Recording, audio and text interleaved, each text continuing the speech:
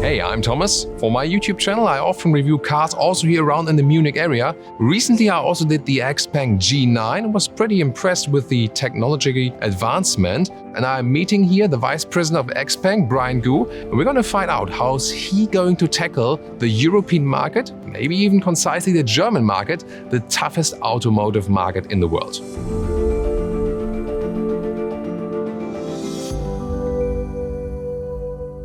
Brian, thank you for coming to Munich. This is basically my home turf. So also here the motor show in Germany. So what do you think about the motor show so far?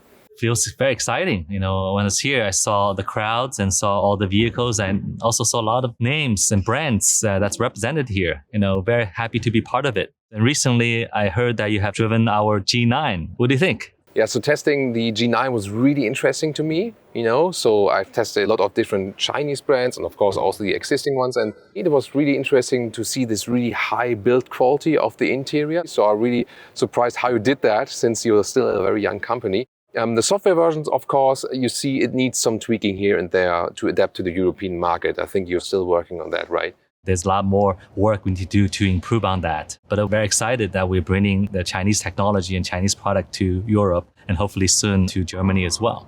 But compare this to other OEMs. Do you feel there's difference in a product?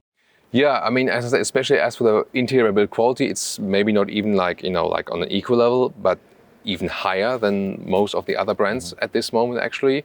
So because in the recent years with some brands you also saw a lot of cost savings where they try to bring the cost down and maybe lower the interior build quality. And I mean, design-wise, I think it also works well for the European market and also suspension comfort-wise. To me, it seems like a very competitive product. Maybe viewers need to understand, why can't you just copy the Chinese software version one-to-one to European market? Why is it not possible?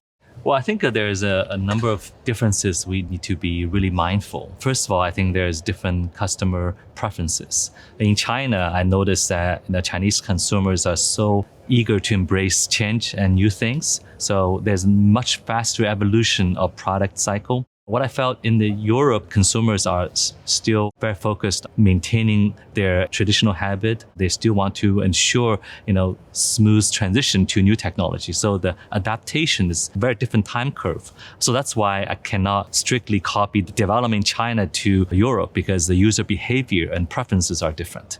Secondly, I think it's also a very different ecosystem. For software, we need to build an ecosystem of content providers and also technology and different features.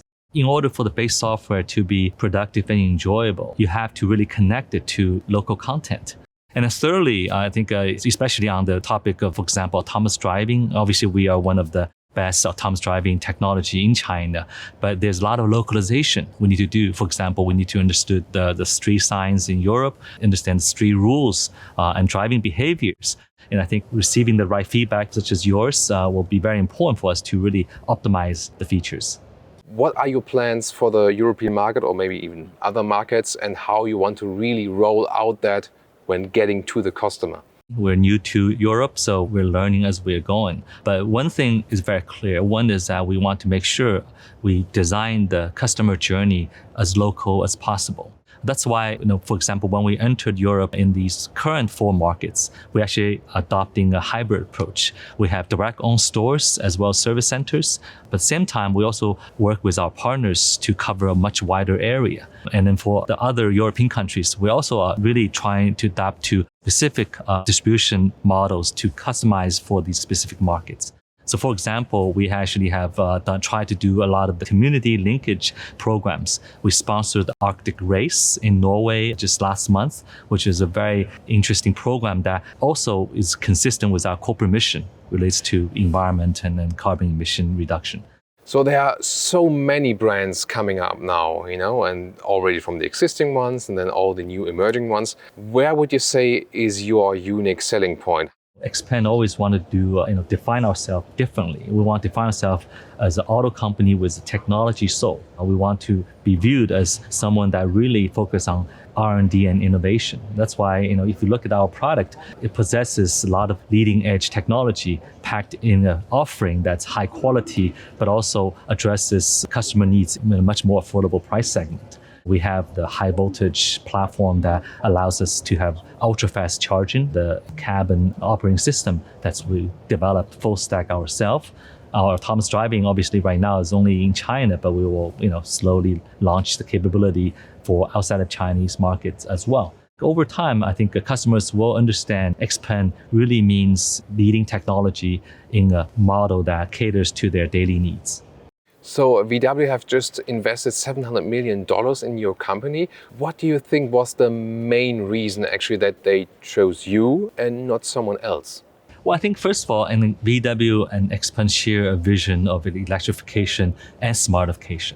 We all understand that the future of mobility will be defined by the product suite that possesses both new energy appeal as well as smart driving features. And on that note, we actually into a collaboration. So VW Group will be producing 2 SUV products for the Chinese market based on our G9 platform. It is a recognition of our technological achievement. At the same time, I think it's also a complementary strength between us and VW Group because they possess world-class engineering, supply chain, manufacturing, design, all these capabilities that we would love to learn from them as well.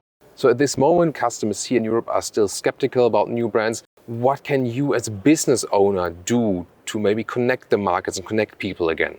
First of all, I think technology has no border. I think a beautiful product like G9, advanced technologies, for example, our super fast charging, our smart cabin, our autonomous driving capabilities should be made available to consumers worldwide. So I think, first of all, as a company that really has a vision of transforming mobility, should not have borders. So we want to be a global company. And in fact, having the product and the partnership and technology become real global, I think it helps with the connections that we need today. So one very important aspect is, of course, sustainability, both as humans, animals, and the environment. Is that actually also a component of your company?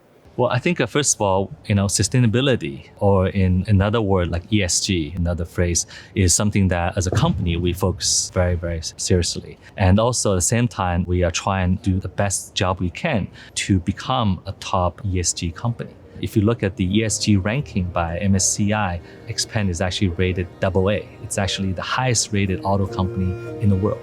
This is one of the sort of indication that we actually are really doing as much as we can, but also we are trying to do more because battery electric in a vehicle itself is zero emission.